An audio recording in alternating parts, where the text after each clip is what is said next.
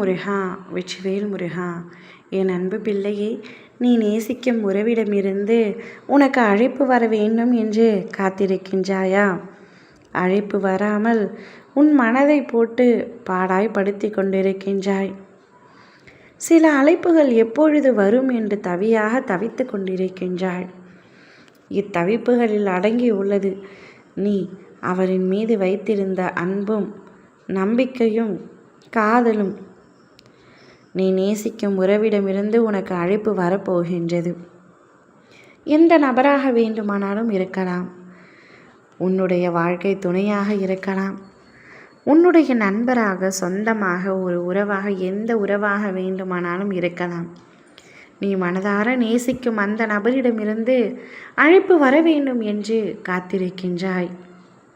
சில நாட்களாக உன்னிடத்தில் பேசாமல் அந்த உறவு புறக்கணிக்கின்றது. அந்த புறக்கணிப்பை உன்னால் ஏற்றுக்கொள்ள முடியவில்லை. அழுகை வரவில்லை, ஆனால் பல குழப்பங்கள், கஷ்டங்கள் மனதில் சுமந்து கொண்டிருக்கின்றாய். கண்ணீர் விட்டால் கூட அந்த கஷ்டம் கரைந்து விடுமோ என்னமோ நீ கண்ணீர் விடாமல் தவித்து கொண்டிருக்கின்றாய். எதற்காக என்னை அழைக்கவில்லை? எப்பொழுது அழைப்பார்? நாம அழைத்தாலும் நம்முடைய அழைப்பை அவர் ஏற்பதில்லையே, என்ன காரணமாக இருக்கும்? அவருக்கு என்னை இப்பொழுது பிடிக்கவில்லையா? என்னுடனான உறவை முறித்து கொள்ள வேண்டும் என்று நினைக்கின்றாரா? எதற்காக அவர் இப்படி செய்கின்றார்?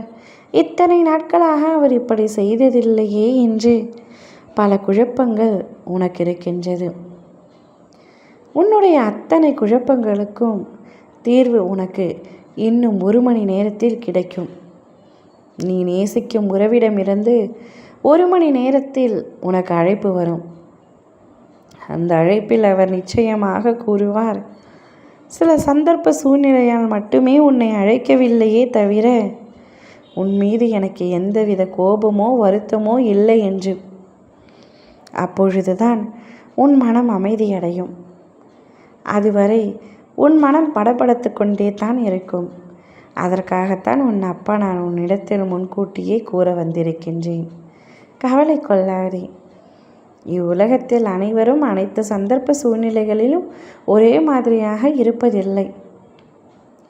அந்நிலைதான் இப்பொழுது நீ நேசிக்கும் உறவிற்கும் ஏற்பட்டுள்ளது தவிர மற்றபடி உன் மீது எந்த வருத்தமும் இல்லை. நீ நேசிக்கும் உறவு உன்னையும் உண்மையாகத்தான் நேசிக்கின்றது. உன்னுடைய பாசத்திற்காகவும் ஏங்கிக் கொண்டு தான் இருக்கின்றது. என் பிள்ளையான நீ எப்படி அவருடைய பாசத்திற்காக ஏங்குகின்றாயோ அதே போலத்தான் அவரும். சில வேளைப்பளு காரணமாக இருக்கலாம், சில சந்தர்ப்ப சூழ்நிலையாக இருக்கலாம். நீ முதலில் அதிகமாக கற்பனை செய்வதை நிறுத்திக்கொள் தங்கமே, அதுதான் உனக்கு நல்லது. உன்னுடைய கற்பனையிலேயே பல விஷயங்களை நீ யோசித்து விடுகின்றாய். பின்பு அதுவே உண்மையாக இருக்கும் என்று நீயே நம்ப ஆரம்பித்து விடுகின்றாய். இது உனக்கும் உன் வாழ்க்கைக்கும் நல்லதல்ல, ஏற்றதல்ல.